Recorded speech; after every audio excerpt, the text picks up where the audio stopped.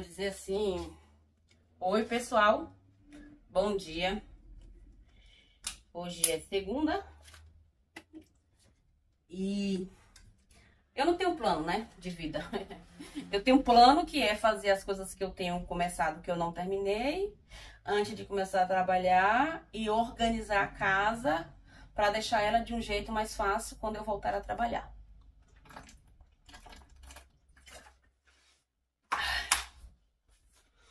Eu trabalho junto com as férias. Eu vou até sentar aqui. Vou passar meu protetor solar. Ó, gente. Hoje a arrumação vai ser aqui. Vamos sentar. E vamos conversar. Ainda estou usando a minha proteção na mão. Ela tá melhor. Tá muito melhor. Isso aqui eu abuso, né? Sou um ser humano que abuso. Abuso não com as obrigações de casa. Abuso com furadeira. Gente, eu trabalho com crianças, né? Com escolas. Eu não sou professora, não tenho paciência para isso. Mas, em compensação, eu trabalho com crianças especiais. Eu acho que chegou no momento certo, né? Porque antigamente eu não tinha paciência nenhuma para isso. Hoje não. Hoje eu tenho uma paciência, tenho um carisma. Eu trabalho com crianças com síndrome de Down, cadeirante, TDAH, autismo. E tem é mudo ou é surdo? Não, ele é mudo. Não é muitas crianças que eu dou conta, graças a Deus. Eles não colocam muita criança pra você ter que dar conta, porque por elas ser já especiais, né? Por ela já ser diferente, então exige de você mais do que uma criança normal, uma criança comum, que não tenha essas especialidades. Eu falo isso porque eu também sou uma criança, não, uma mulher. Uma mulher com 42 anos que tem TDAH e TPB. Não gosto muito de falar sobre isso porque as pessoas olham para esse transtorno com um olhar... Né, Léo? Não, Léo, só tô passando Meu gato tá aqui me olhando. Só tô passando aqui meu protetor, filho. Isso aqui é protetor, viu, gente? Parece uma maquiagem, mas é protetor. Protetor com cor. Mas aí, pra não ficar branquela, eu jogo... Eu descobri que eu tenho um transtorno também. Mas assim, no meu caso era bem visível, né? Todo mundo que me via percebia que eu tinha algum problema. Só que as pessoas não tratavam como hoje, né? Que você trata com uma especialidade. Aquela pessoa, ela é especial, ela tem uma especialidade diferente da nossa. Então, ela tem que ser tratada com cuidado. As pessoas não viam assim, né? As pessoas viam assim, fulano é doido, né? Mas não era isso. Hoje, graças a Deus, eu tenho consciência do meu transtorno, que é transtorno de borderline, transtorno de personalidade de borderline, tá? Não causo nenhum problema para terceiros, no caso. Só causava problema para mim mesma, entendeu? Mas como eu sou um ser humano consciente e tomo todos os dias a minha medicação, não corro risco para mim. E também porque eu sei do meu problema, né? Eu sei da minha fragilidade. O que eu tenho que fazer? Procurar sempre estar atenta. Coisas que eu não posso fazer. Assistir jornais. Não. Eu gosto de assistir jornal que fale do tempo, governo, mas assim, coisas por alto, não tão profundamente, que eu também não sou muito afim, tá? E saber como é que tá o tempo, como é que tá isso, como é que tá aquilo. Aqueles jornais que é sensacionalista, eu não posso assistir. Por que, Ana? Porque aquelas histórias que eles acabam contando, histórias macabras e violência e muita coisa, aquilo entra na minha mente e aquilo fica se repetindo o dia inteiro na minha mente. Isso não é bom, né? Eu fico remoendo um assunto que não é meu. Eu não posso assistir histórias drásticas. Tinha Linha Direta. Eu gostava de assistir Linha Direta. Mas é por causa da curiosidade. Porque coragem mesmo não tinha, não. Era curiosidade.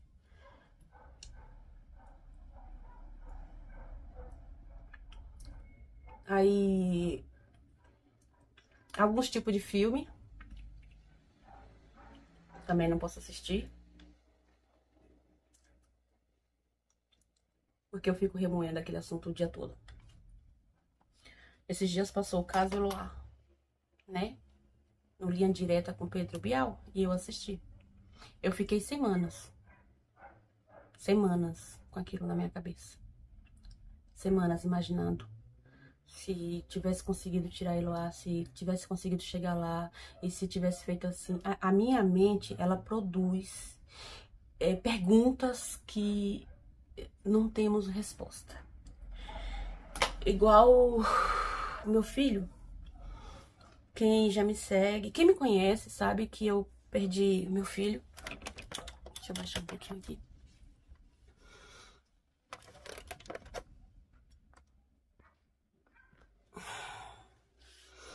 Quem me conhece, né, sabe da minha história, eu já venho sofrendo de depressão há muito tempo mesmo, desde criança. Tive uma infância difícil, né? Pais separados de mãe, condição financeira zero, e até inventávamos de pedir nas feiras, né? Assim, nas feiras de redenção eu pedia, dizendo que era pra fazer quitute, mas aquilo ali era o melhor que eu tinha pra comer na semana. E muitas das vezes meu pai via e não gostava e me batia. E meu pai não pagava pensão pra gente, não alimentava a gente, ainda achava ruim quando a gente ia pedir nas feiras. E cresci, assim, numa infância onde mãe não era muito ligada nos filhos, de ensinar o caminho correto. Não, ensinava coisas erradas, minha mãe, infelizmente. Aí, não vou entrar em detalhes agora, tá, gente? Mas já que eu entrei nesse assunto, eu vou ir até o final. Eu fui molestada por pessoas que poderiam estar ali tomando conta de mim, por parentes, pessoas muito próximas, que era pra cuidar, né? Tirar o proveito. E com isso, eu não vou falar da minha infância toda. Eu tive uma infância difícil, sim, tive uma vida difícil, de fome, de miséria, de perseguição, de moléstias, de muita gente que era para estar cuidando de você e te molestava e ainda te ameaçava, que se você for contar para alguém, ia dizer que é você que é mentirosa. E eu mentia mesmo. Infelizmente eu mentia muito. E hoje eu tenho pavor da mentira. Tenho pavor da mentira. Passei por alguns casamentos difícil. E o Davi, o Júnior, Laiana, é filho do... É o primeiro marido, né? Primeiro companheiro que eu tive. E o Davi, ele tinha... Eu tenho uma suspeita que ele tinha também borderline. As atitudes dele eram igual a minha. As atitudes, tá? A gente tem uma carência que quando a gente se apega com alguém, que começa a namorar com alguém, aquela pessoa ali é tudo pra você. É tudo pra você. E quando você se apega demais, você fica um ser humano pegajoso. E desse ser humano pegajoso que você acaba afastando a pessoa de você. E era isso que acontecia comigo. E infelizmente isso aconteceu muito com o Davi. Só que o Davi não aguentou o baque. Ele não aguentou o baque, se envolveu com amizades. E um certo dia, aqui nessa casa, eu recebi a notícia aqui em cima dessa cama que meu filho tinha feito uma besteira. Ele Ele cometeu suicídio. Agora, dia 2 de fevereiro, vai fazer 3 anos. 3 anos. Gente, eu acho que é 3 anos. 2021, 22, 23. 3 anos. 3 anos. Então, gente, eu ontem até imaginei assim que Deus estaria me preparando para me levar. Por quê? Porque você já viu uma pessoa que mudou, mas não mudou de fora para dentro, mudou de dentro para fora. Ficar muito tempo na Terra, eu mudei de dentro para fora. Por que eu mudei? Eu reclamava muito, eu xingava muito, eu cafangava muito, mesmo conhecendo o Deus Altíssimo, o Deus do milagre. Que Deus fez milagre na minha vida, não foi pouco não, gente. Uma hora eu sento com vocês aqui e conto história de transformação, de quem era esse ser humano aqui, para o ser humano que é hoje. Assim, um exemplo de mulher, uma mulher de boa índole, né? Não, nunca roubei nada de ninguém, não, tá? Meus erros não foi esse. Meus erros foi acometido muito pela minha mãe. As coisas que minha mãe mandava fazer quando era criança. Mas isso aí Deus entende que eu não tenho culpa. Eu era pequena, eu não tenho culpa desses erros. E deixa eu parar pra pensar, porque eu tenho TDAH. Onde foi que eu parei?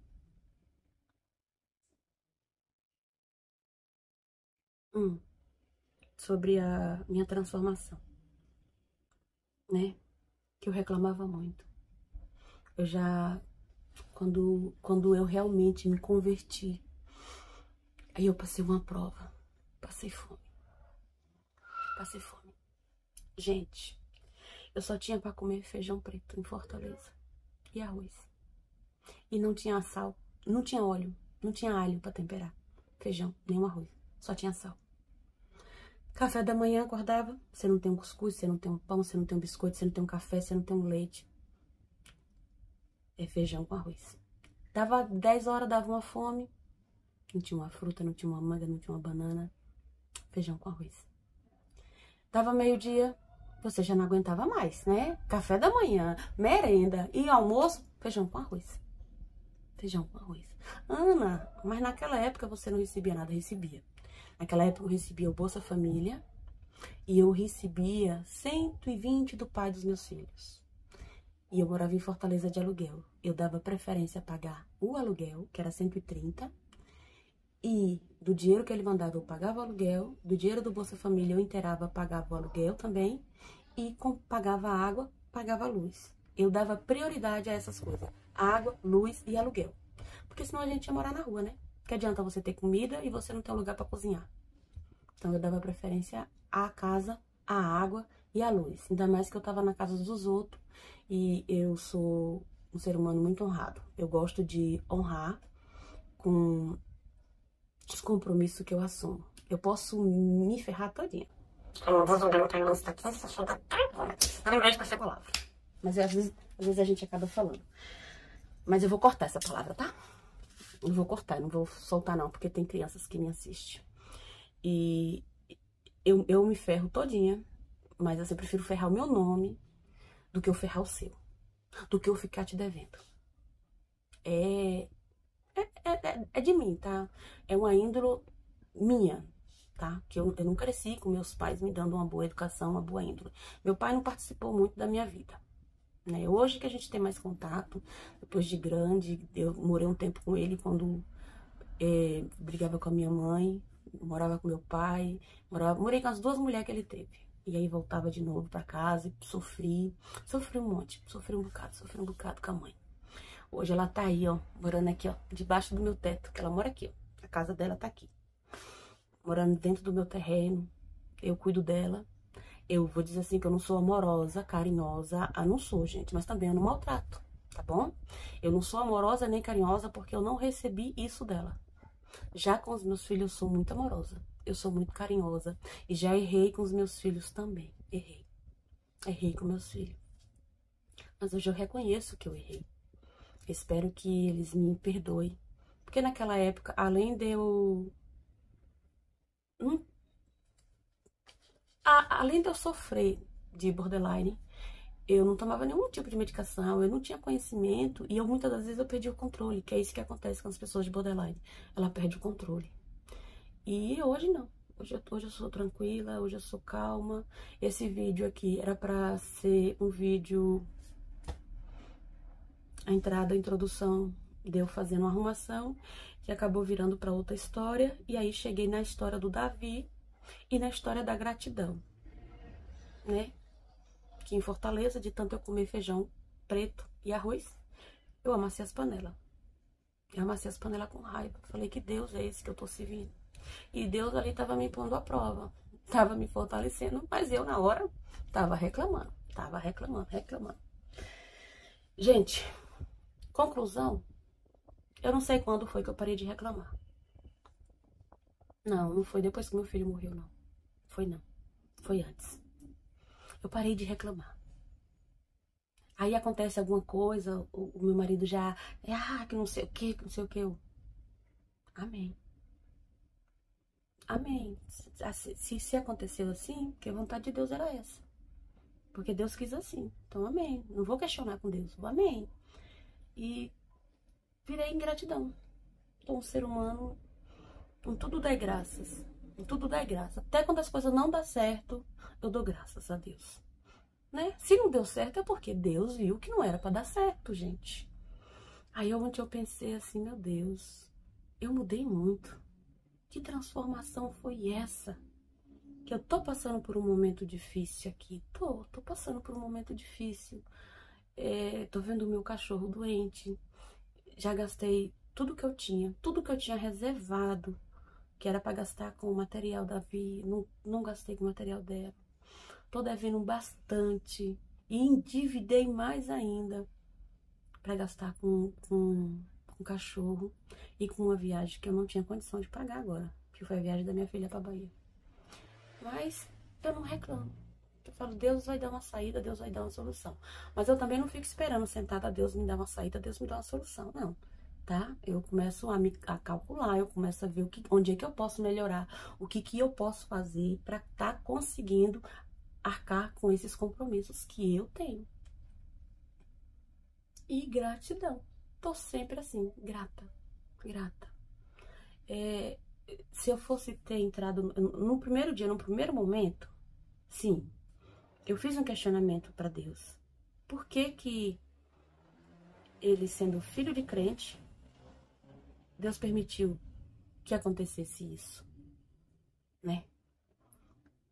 Mas, por outro lado, eu já tava pressentindo alguma coisa. Eu tava na cola dele, eu tava no pé dele, eu tava assim, ó, na cola dele, na cola do Davi. É tanto que num domingo, no último domingo de vida dele, eu fui lá embaixo, que ele tava lá embaixo na casa. E aí quando ele me viu, ele fingiu que tava falando no telefone. E aí ele perguntou assim, o que é que você quer? Eu falei assim, eu quero te dar um abraço, meu filho. Eu quero te mostrar que eu tô aqui. E abri meus braços pra ele. Aquilo ali, naquele momento, quebrou ele todinho. Ele, tá bom. Eu tô falando no telefone aqui, deixa eu terminar que a gente já conversa. Falei, tá bom, tô te esperando lá em cima. Aí subi, sentei na churrasqueira. E aí ele veio, sentou no meu colo e chorou. Mãe, me ajuda. Mãe, faz alguma coisa por mim. Eu falei, eu vou fazer, meu filho. Eu vou fazer o que eu posso fazer.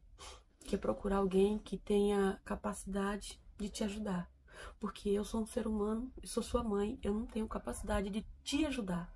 Porque se tu falar qualquer coisa pra mim, eu posso estar te julgando.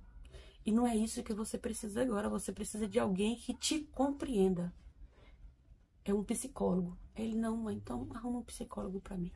Naquele momento, eu bati no Google, psicólogo em Cotia. O primeiro psicólogo veio, o primeiro, o segundo, o terceiro, o quarto, o quinto. Aí eu me invoquei com o nome lá, Ruth, com H. Eu tenho uma prima que também se chama Ruth.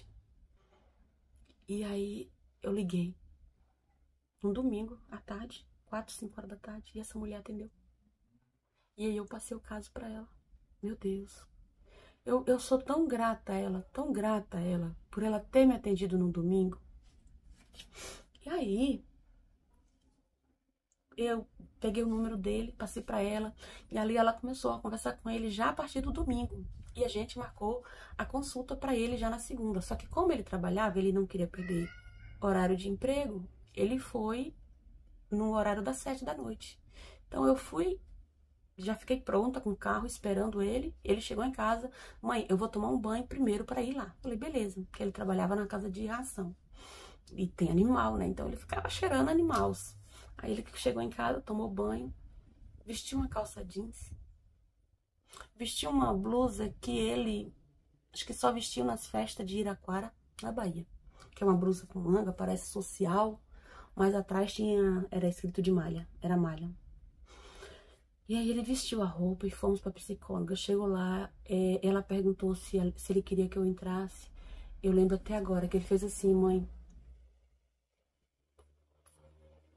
Vai dizer, mãe, por favor, não, não, não. Falei, não, meu bem, só vou entrar se você quiser. Se você não quer, eu não vou entrar. E aí ele entrou. Ele ficou mais de 1h30 com ela conversando. Na segunda-feira. E ele veio pra casa. Coisa que Davi não fazia, sentar na mesa pra jantar com a gente. Eu criei o hábito de sentar na mesa pra jantar. Antigamente eu gostava muito de assistir televisão, assistindo TV enquanto comia. Hoje eu sento na mesa e na minha cozinha não tem TV. E aí ele vai sempre pra sala, sempre pra sala. Todo mundo aqui vai pra sala, né? Aí ele sentou na mesa nesse dia. Sentou na mesa, eu, ele, a Vitória e o Gerson, que é meu marido. E aquele dia eu dormi tranquila. Aquele dia eu dormi sossegada. Eu falei, não, vai ficar tudo bem, tá tudo bem agora. Tá tudo bem. Ele sentou na mesa com a gente pra comer. Já mostrou uma diferença, ele veio diferente da consulta. Ele veio mais assim, sem aquela dor, né, que ele estava demonstrando nos últimos dias. E aí, ele sempre ficava lá, eu ia dormir, ele foi dormir, ele dormia junto com a Vitória, que é a caçula, dormia no mesmo quarto. E aí, amanhece o dia, o Gelson, meu marido, é o primeiro que acorda, faz café, e o Davi acorda e vai tomar o café, né? Toma o café do Gelson, e ele toma o café, come alguma coisa, uma bolacha, um pão, ou cuscuz, e ficava assistindo televisão na sala e jogando, e olhando o celular. Fazia muita coisa no celular que eu não faço nem ideia o que ele fazia. E, gente, eu dormi tranquila aquela noite, porque ele precisou de ajuda e eu dei ajuda pra ele. Ele precisou de socorro e eu socorri ele. Então, eu dormi tranquila, porque eu achei que ali ia ficar tudo bem. A psicóloga falou, olha, pode mandar mensagem pra mim. Se precisar, não importa a hora. Manda mensagem pra mim, sempre converse comigo. E ali fiz um plano com ela de estar toda semana passando ele com ela, ele indo pra lá. E ela também encaminhou ele para um psiquiatra, né? Encaminhou ele para o psiquiatra. Aí eu falei assim que não precisava ser da clínica dela, porque eu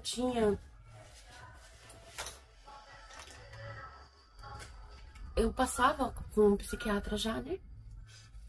Que foi antes dele falecer, eu passei com um psiquiatra e foi aonde eu melhorei. Eu comecei a fazer tratamento, comecei a tomar medicação e que eu não fiquei naquele alto e baixo, alto e baixo, alto e baixo, que era assim que eu vivia. Um alto e baixo, tristeza, alegria, alegria, tristeza, alegria, tristeza, tristeza, alegria. A pessoa fala que os palhaços são as pessoas mais tristes do mundo. Por que que eu entendo eles? Porque ninguém vê eu chorando. É muito difícil. Eu não demonstro para as pessoas minha tristeza. Eu demonstro sempre alegria, independente do que eu esteja passando. Sempre, sempre, sempre, eu sempre me mostro aquilo que eu não sou.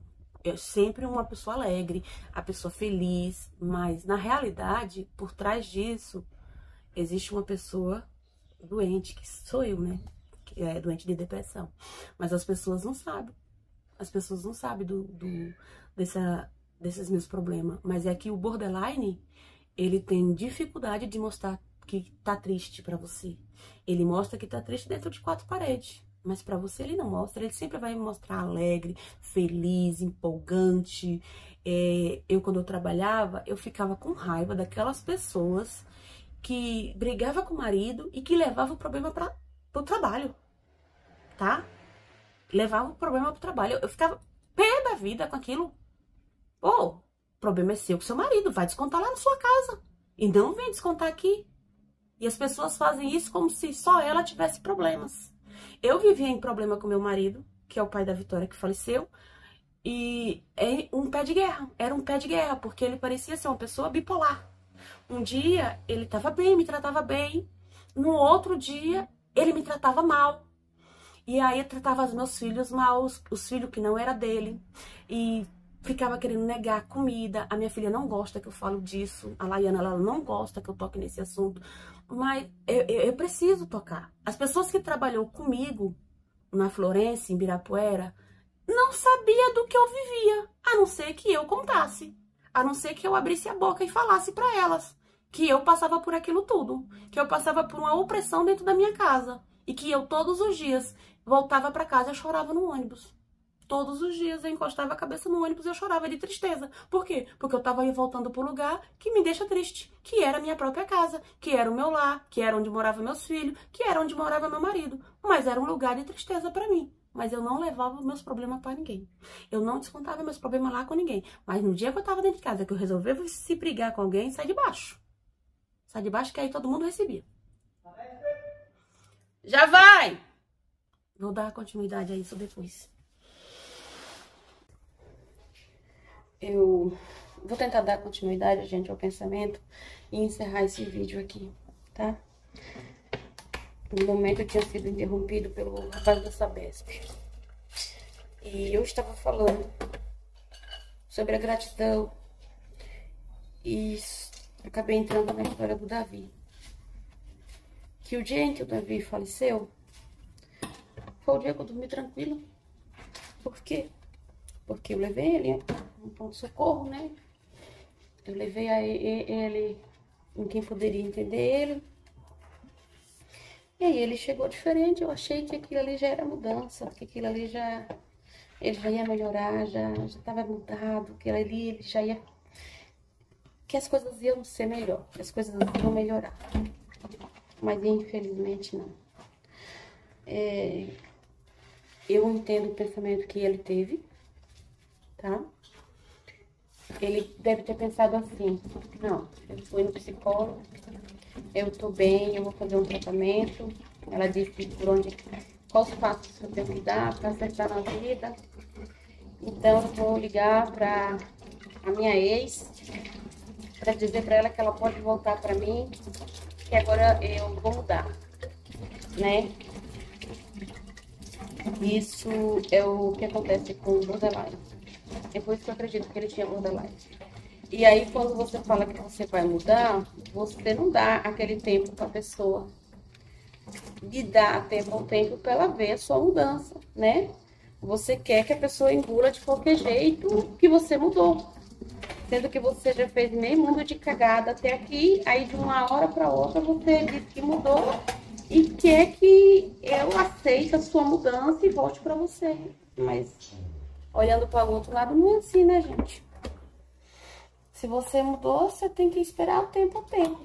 Se você está querendo reconquistar aquela pessoa e você mudou, você vai ter que dar tempo ao tempo. Para aquela pessoa ver que você mudou. Mas o caso do Davi, eu acredito que ele quis isso. Eu não sei, gente. Mas assim, eu penso porque... A mesma coisa, né? Que eu já passei, ele passou. E aí, ele ligou pra ela. Ela falou não. E aí ele falou, então vou me matar. Ela disse, não, Davi, é por isso que a gente não vai voltar. Resultado, ele se sentiu desafiado. Ele se sentiu desafiado naquele momento e ele foi lá e fez. No momento em que ele fez, meu marido acreditava que ele estava indo trabalhar. Porque ele trabalhava, ele entrava às 8h30 no serviço. E aí, às 8 horas, ele saía para abrir a loja, né? Que era ele que abria. Ele saía para abrir a loja. Então, ninguém desconfiou de nada. Ninguém falou assim, não, tá com uma coisa errada. Ninguém. Nem meu marido que estava aí. Não desconfiou de nada. Quando ele foi, deu fé, o cachorro, ele não saía de lá de baixo, ele ficava rodando em torno do seu próprio rabo. Beethoven e grunhindo. E aí ele desceu. Quando ele desceu, ele levou um susto. Ele quase cai dentro da piscina. Tinha uma piscina montada. Ele quase cai.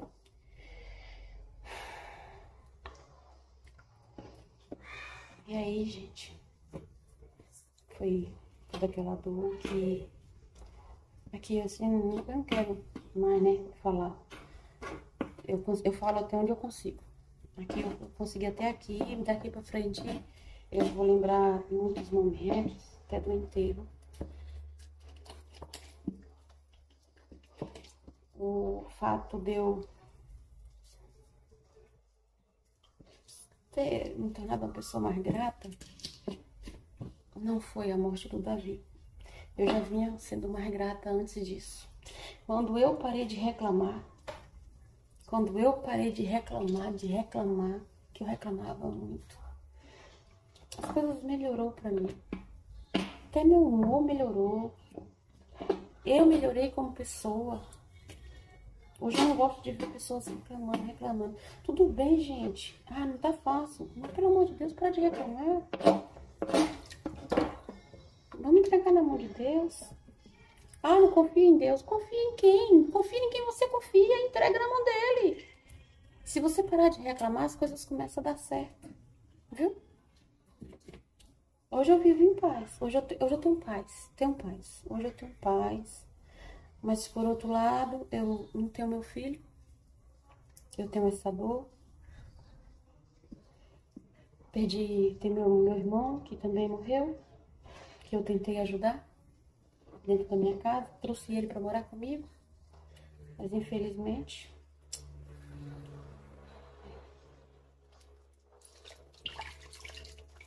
Mas assim, não reclamo. Eu fico reclamando com Deus. Por que, Deus? Por que isso? Por que aquilo? Por que só deixou acontecer? No primeiro dia, até que eu fui reclamar assim. Não vou mentir pra você? Eu fui. No primeiro dia eu fui. Mas no primeiro dia, naquele mesmo dia... Gente, minha mão. Que tiraram o corpo do Davi daqui. Aí Deus me deu. Deus me deu. Deus tomou. Bendito seja o nome do Senhor. A Ele a glória. A Ele a honra e o louvor. A Ele a glória. Deus me deu, Deus tomou. Bendito seja o nome do Senhor. Não se cai uma folha no chão, né? Sem a permissão dele. Se o meu filho foi da maneira que foi, porque Deus permitiu, Deus sabia do que estava passando. E eu acredito sim na salvação dele, porque ele estava perturbado, ele estava com a alma perturbada, ele estava com a alma angustiada. E eu acredito que Deus via ele como uma criança e tomou para si. Se tem alguma coisa nesse vídeo que te fez refletir, amém? Se não tem, não critique, passa para frente. Vai assistir outra pessoa. tá bom? Fica com Deus, gente. Agora minhas mãos estão